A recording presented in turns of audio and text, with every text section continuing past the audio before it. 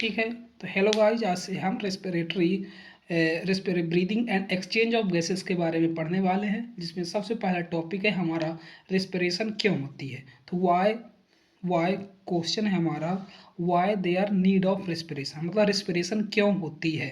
तो इसका आंसर होगा कि with the help of respiration और respiratory organ main idea in animals take oxygen from atmosphere and this oxygen is used for aerobic respiration. ठीक है, इसका मतलब ये बोलना चाहता है कि हम जब मतलब जो रेस्पिरेटरी ऑर्गन होते हैं जैसे लंग्स हो गए, ठीक है, वो क्या करते हैं, ऑक्सीजन लेते हैं एटमॉस्फेयर से, ठीक है, और इस ऑक्सीजन का यूज करते हैं किसमें, एरोबिक रेस्पिरेशन में। और जब हमारी जो एरोबिक रेस्पिरेशन होती है उसमें क्या होता है, उसमें ऑक्सीडेशन ऑफ ग्लूकोज होता है। ऑक्सीडेशन ऑफ ग्लूकोज का सिंपल सा मतलब होगा, एक जो ग्लूकोज है इसमें हम ऑक्सीजन की रिएक्शन करवाएंगे, ऑक्सीजन के साथ रिएक्शन करवाएंगे, तो इसे हम बोलेंगे एरोबिक रेस्पिरेशन। ठीक है, और इसमें हमारे क्या बनेगा, CO2 बनेगा, वाटर बनेगा, 38 ATP बनेगा, और इसके अलावा हीट बनेगी।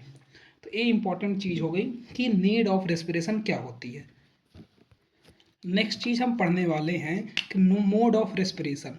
मोड ऑफ रेस्पिरेशन का सिंपल सा मतलब हो गया कि किसी भी एनिमल्स में, ठीक है, एनिमल्स में किस प्रकार का, ठीक है, किस प्रकार का रेस्पिरेशन होगा या फिर किस प्रकार के रेस्पिरेटरी ऑर्गन पाए जाएंगे। ठीक है, तो मोड ऑफ रेस्पिरेशन का मतलब क्या हो गया कि किसी भी एनिमल्स में किस प्रकार के रेस्पिरेटरी ऑर्गन होंगे। तो जो मोड ऑफ रेस्पिरेशन होता है दो चीज़ों पर डिपेंड करता है। ठीक है, फर्स्ट चीज़ है हैबिटेट, मतलब वह एनिमल्स कहाँ रहता है, या तो वाटर में रहता है, या तो लैंड में रहता है, या फिर एयर में रहता है, मान लो बोलने के लिए। तो मोड ऑफ रेस्पिरेशन दो चीज़ों पर डिपेंड करता है, एक हैबिटेट होता है और दूसरा होता है हमारा लेवल ऑफ ऑर्गेनाइजेशन।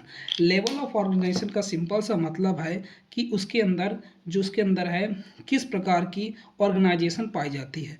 ऑर्गेनाइजेशन आपने पढ़ी होगी, जैसे हमारी होती है सेलुलर लेवल, या दूसरी होती है टिश्यू लेवल, तीसरी होती है ऑर्गन लेवल, और चौथी होती है ऑर्गन सिस्टम लेवल। ठीक है, यस। तो यही चीज़ें होती है। तो इसमें हमने क्या पढ़ा, जो मोड ऑफ रेस्पिरेशन हो तो दो चीज़ों पर डिपेंड करती है। पहला होगा हैबिटेट, मतलब वह एनिमल कहाँ रहता, दूसरा होता है लेवल ऑफ ऑर्गेनाइजेशन। ठीक है, लेवल ऑफ जो ऑर्गेनाइजेशन होते चार प्रकार के होते, एक हमारा सेलुलर लेवल होता, एक टिश्यू लेवल होता, और एक होता ऑर्गन लेवल होता, और एक होता organ system level of organisation. तो अब हम चालू करते हैं ह्यूमन रेस्पिरेटरी सिस्टम। तो जो ह्यूमन रेस्पिरेटरी सिस्टम होता है वो 3 स्टेप में होता है। कितने स्टेप में होता है, 3 स्टेप में होता है। इसमें सबसे पहला होता है हमारा एक्सटर्नल रेस्पिरेशन, दूसरा होता है इंटरनल रेस्पिरेशन, और तीसरा होता है सेलुलर रेस्पिरेशन। तो एक्सटर्नल रेस्पिरेशन कहाँ से होता है, जो हमारे लंग्स होते हैं वो लंग्स होते हैं वो ऑक्सीजन लेते हैं, ठीक है, और वो इन्वायरमेंट से, लंग्स जो होते हैं मतलब फेफड़े जो होते हैं इन्वायरमेंट से ऑक्सीजन लेते हैं, और CO2 को क्या करते हैं, लंग्स से उसमें भेजते हैं, एटमॉस्फेयर भेजते हैं। तो इसको ही बोलते हैं एक्सटर्नल रेस्पिरेशन। तो किसके किसके बीच होता है, बिटवीन लंग्स एंड एटमॉस्फेयर। ठीक है, तो बिटवीन लंग्स एंड एटमॉस्फेयर के बीच में होता है, और इसी को हम ब्रीदिंग बोलते हैं। ठीक है, तो ब्रीदिंग में दो स्टेप हो गए, एक होगा इंस्पायरेशन और एक्सपायरेशन। इंस्पायरेशन का सिंपली मीन हो गया कि हम ऑक्सीजन को क्या लेते हैं, इनसाइड लेते हैं लंग्स के, ठीक है, इनसाइड लंग्स। और एक्सपायरेशन का मतलब हो गया जो CO2 है उसको हम क्या करते हैं, आउटसाइड लंग्स एटमॉस्फेयर में भेजते हैं। ठीक है, तो हमने क्या पढ़ा, जो ह्यूमन रेस्पिरेटरी सिस्टम होता है 3 स्टेप में होता है। पहला होता है एक्सटर्नल रेस्पिरेशन, जिसको जो किसके किसके बीच होता है, लंग्स एंड एनवायरनमेंट के बीच में होता है, और इसे ही ब्रीदिंग कहते हैं। इसमें इंस्पायरेशन आता और एक्सपायरेशन होता। इंस्पायरेशन का मतलब होगा कि हम ऑक्सीजन गैस को कहाँ पर, लंग्स के अंदर ले रहे हैं एटमॉस्फेयर से। एक्सपायरेशन का मतलब होगा जो CO2 गैस है उसको लंग्स से हम एटमॉस्फेयर के बाहर भेज रहे हैं। अब दूसरा हमारा इंटरनल रेस्पिरेशन होता है। तो इंटरनल रेस्पिरेशन का मतलब क्या हो गया, इंटरनल रेस्पिरेशन का मतलब है, अब देखो क्या होता है, जो लंग्स के पास ऑक्सीजन गैस पहुंच गई है, और ये लंग्स क्या करेंगे, ये लंग्स जो होंगे अब ये क्या करेंगे, इस ऑक्सीजन को ब्लड को देंगे। तो मतलब इस किसके बीच होता है, ब्लड एंड लंग्स के बीच होता। मतलब ये ऑक्सीजन है वो कहाँ जाती है, goes the lungs to the blood. मतलब जो ऑक्सीजन है लंग्स से ब्लड में जाती है, एंड CO2 जो होती है वो ब्लड से ऑक्सीजन में आती है, ब्लड से लंग्स में आती है। ठीक है, इन सबको डिटेल में बाकी बाद में पढ़ेंगे, तो अभी हम थोड़ा ब्रीफ में पढ़ रहे हैं थोड़ा थोड़ा। नेक्स्ट आता है हमारा सेलुलर रेस्पिरेशन। वही चीज़ अगर सेलुलर रेस्पिरेशन में जो हमने पढ़ा था, अभी हमने एरोबिक रेस्पिरेशन पढ़ा था जिसमें ऑक्सीडेशन हो रहा था ग्लूकोज, वही चीज़ है। तो यहाँ पर क्या होता है, जो ब्लड हो ट्रांसपोर्ट होता है, ब्लड क्या करता है, ट्रांसपोर्ट करता है ऑक्सीजन को टिश्यू के पास। तो blood transport oxygen tag to tissue and the tissue cells use this oxygen for oxidation of glucose. मतलब क्या होगा, जो सेलुलर रेस्पिरेशन होता वहाँ पर सिंपली क्या होता है, जो ब्लड के पास ऑक्सीजन पहुँच गया था, ये ब्लड क्या करेंगे, इस ऑक्सीजन को टिश्यू को देंगे, और जो टिश्यू के अंदर जो सेल्स पाई जाएंगी वो सेल्स क्या करेंगे, इस ऑक्सीजन का यूज कर लेंगे किसके लिए, ऑक्सीडेशन ऑफ ग्लूकोज में। और हमने पढ़ लिया था ऑक्सीडेशन ऑफ ग्लूकोज में CO2 बनता है, CO2 बनता है, ठीक है। इसके अलावा वाटर बनता है, और हमारी ATP बनती, कितनी ATP, 38 ATP बनती है, और इसके अलावा हीट निकलती है। ठीक है, तो इतनी सारी चीज़ें आज हमने पढ़ लिया। तो अब हम पढ़ रहे हैं ह्यूमन रेस्पिरेटरी सिस्टम। तो ह्यूमन रेस्पिरेटरी जो सिस्टम होता है उसमें बेसिक सी बात बोलेंगे। ह्यूमन रेस्पिरेटरी सिस्टम सबसे पहले यहाँ पर देख लेते हैं ड्राइंग में। ये हमारी देखो, ये माउथ है, तो इस माउथ के अंदर जो कैविटी होती है, जहाँ पर टंग वगैरह होती है, उसे बकल कैविटी बोलते हैं, ठीक है। और जो नोज के अंदर जो कैविटी होती है, जो ये होती है, उसे नेजल कैविटी बोलते हैं, ठीक है। इतनी सारी चीज़ें हो गई। तो क्या होता है, जो माउथ से हमारा फूड जाता है, ठीक, बकल कैविटी में, और एयर हमारी कहाँ जाती है, एक्सटर्नल नोस्ट्रिल। जो हमारे जो नाक नोज के दो दो होल होते हैं उसे एक्सटर्नल नोस्ट्रिल बोलते हैं, ठीक, इतना याद रखना है। तो ये पेयर ऑफ एक्सटर्नल नोस्ट्रिल होते हैं, ठीक है। और जो बकल कैविटी और नेजल कैविटी दोनों को जो अलग करता है, एक देखो अलग कर रहा है दोनों, इसको बोलते हैं पैलेट। सबसे पहली चीज हम पढ़ रहे हैं यहाँ पर, नेजल कैविटी बोल दो चाहे नेजल चैम्बर, दोनों क्या होती हैं, सेम बातें होती है, याद रखना, ठीक है। तो नेजल कैविटी और नेजल चैम्बर दोनों सेम बातें होती। जो पैलेट होता क्या करता, वो सेपरेट करता बकल कैविटी को और नेजल कैविटी को। तो बटर जो पैलेट होता वो बकल कैविटी को और क्या करता है, हमारे नेजल कैविटी को अलग करता है, ठीक है। तो तीसरी चीज़, हम जो फूड इंटर करता है माउथ से और वो कहाँ जाता है, बकल कैविटी में जाता है, ठीक है। जो एयर इंटर करती, मतलब जो गैस जो हम सांस लेते हैं वो इंटर करती कहाँ से, पेयर ऑफ एक्सटर्नल नोस्ट्रिल से। मतलब पेयर ऑफ एक्सटर्नल नोस्ट्रिल का मतलब जो नाक के दो छेद होते हैं उसको बोलते हैं पेयर ऑफ एक्सटर्नल नोस्ट्रिल, और जाते हैं नेजल कैविटी, ठीक है। इतनी चीज़ समझ में आ गई। नेक्स्ट बढ़ते हैं अब।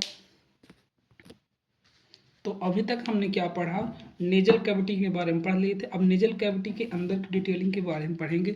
जो हमारी जो नेजल कैविटी होती है उसके दो पार्ट होता है, एक इंटीरियर पार्ट होता है, एक मिडिल पोस्टीरियर पार्ट होता है, ठीक है। तो इंटीरियर पार्ट होता है एक, और एक मिडिल पोस्टीरियर पार्ट होता है, ठीक है। यस, तो इंटीरियर पार्ट की बात करते हैं। जो इंटीरियर पार्ट होता है, आपने देखा होगा कि जो इंटीरियर पार्ट होता है उसमें स्किन होती एंड हेयर होते हैं, स्किन होती एंड हेयर होती है, ठीक है। तो ये इंटीरियर पार्ट है जिसके अंदर क्या होते हैं, हेयर होते हैं और स्किन जो होते हैं। जो हेयर जो होते हैं क्या करते हैं, डस्ट पार्टिकल जो होते हैं उनको स्टॉप कर लेते हैं, रोक लेते हैं, ताकि वो लंग्स के अंदर ना जा सके।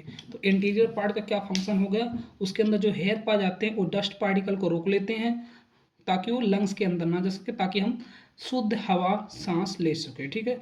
अब दूसरा जो होता है मिडिल पोस्टीरियर पार्ट होता है, वहाँ पर क्या होती है, वहाँ पर इस तरह स्पाइरल शेप की, इस तरह स्पाइरल शेप की क्या पाती, बोन पाई जाती है, मतलब हड्डी पाई जाती है, मतलब बोन पाई जाती है, लॉन्ग स्पाइरल पैसेज की लॉन्ग स्पाइरल बोन पाई जाती है। जिसके कारण क्या हो जाता है, ये जो बोन होती है क्या करती है, बोन बोन क्या करती है, लॉन्ग स्पाइरल पैसेज बनाती है। मतलब लॉन्ग स्पाइरल पहले मतलब वहाँ से सांस घूमते घूमते घूमते घूमते आती है, जिसके कारण क्या हो जाता है, काफ़ी देर तक वो वहाँ घूमती रहती है, जिसके कारण जो एयर का टेम्परेचर है बॉडी टेम्परेचर के इक्वल हो जाता है। तो मिडिल पोस्टीरियर पार्ट के अंदर क्या पाता है, बोन्स पा जाती हैं। ये जो बोन होती हैं वो लॉन्ग स्पाइरल पैसेज प्रोवाइड करती हैं गैस के लिए, ताकि क्या हो सके, गैस का जो टेम्परेचर है वो बॉडी टेम्परेचर के समान हो सके, ठीक है।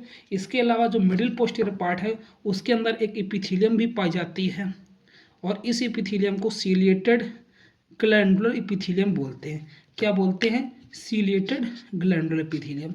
जो इसकी लाइनिंग जो होती है वो सीलिएटेड ग्लैंडुलर इपिथीलियम होती है। सीलिएटेड का सिंपल से मालूम होगा, सीलेटेड का सिंपल से मीनिंग हो गया कि इसके अंदर सीलिया पाए जाते हैं, ठीक है।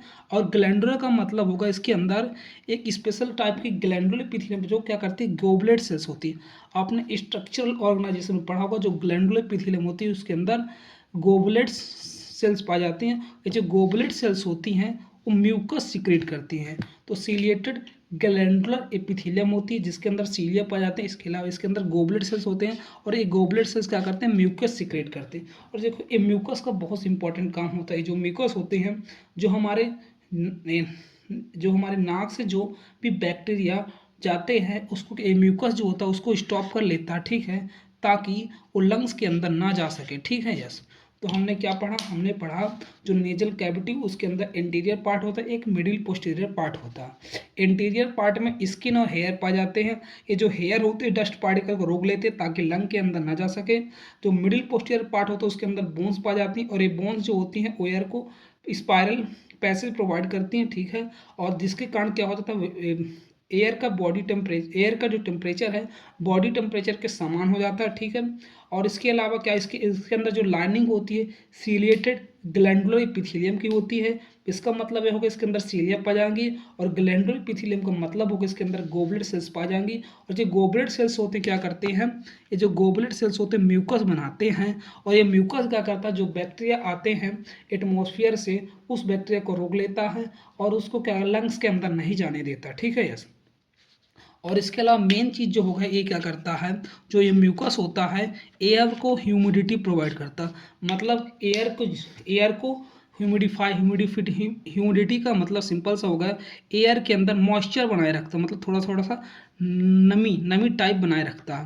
नहीं, थोड़ा थोड़ा जब ओस गिरती है तो उसमें क्या होता है कि थोड़ा सा ठंडी हवा चलती है, ठंडी हवा होती है। वही जो म्यूकस होता है, म्यूकस बेसिकली जेली लाइक होता है, मतलब थोड़ा सा गीला गीला टाइप। तो वो क्या करता है, म्यूकस जो होता है एयर को ह्यूमिडिफाई करता है। तो आज के लिए बस इतना ही, ठीक है। तो आज हमने बहुत सारी चीज़ें पढ़ी, ठीक है। तो चलिए, ठीक है।